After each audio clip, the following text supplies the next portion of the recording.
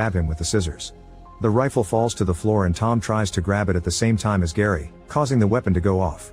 Mallory hears 2 shots before someone approaches her, but luckily it's Tom, who has won the fight. 5 years pass, and Mallory and Tom have been living together while raising the kids as a couple.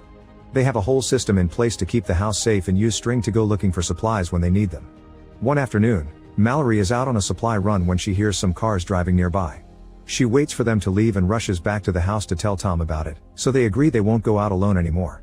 That night, the two receive a radio transmission saying there's a safe compound with plenty of supplies and food down the river. The voice on the radio even gives them instructions, which Tom writes down on a map.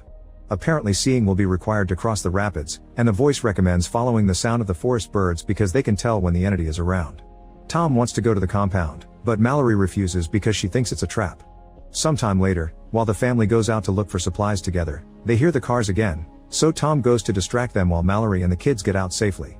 The drivers are a group of insane people who ask Tom to look at the entity, and when they notice Mallory and the kids, Tom opens fire on them.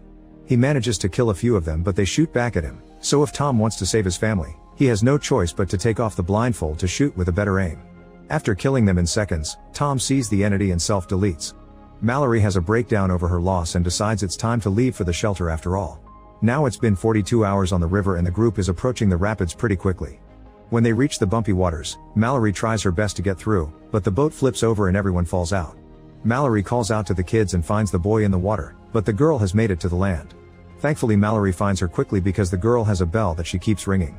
Then the trio walks through the woods where they hear the entity whispering to them using Tom's voice.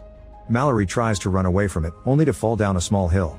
The voice goes after the kids and the boy almost takes off his blindfold, but Mallory quickly finds him and stops him.